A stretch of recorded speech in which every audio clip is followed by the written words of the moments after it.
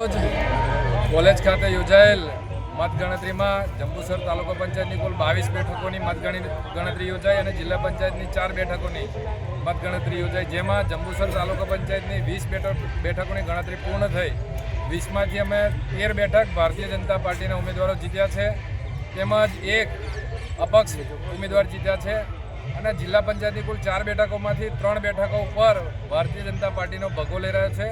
ભારતીય જનતા પાર્ટીની સરકાર કેન્દ્રની અને રાજ્યની અને આદરણીય ધારાસભ્ય શ્રી ડી.કે. સ્વામીના અથાગ પ્રયત્નો જે કામો કર્યા છે એના પર જંબુસર તાલુકાની પ્રજાએ મહોર મારી છે અને આખો જંબુસર તાલુકો ભગવામય બન્યો છે।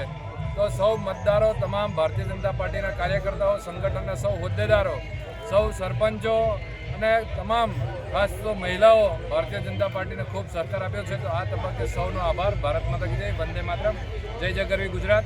હજુ પણ 2 બેઠકોની ગણતરી બાકી છે, પરિણામ અમારા તરફી જવાનું છે એ અમને ખબર છે।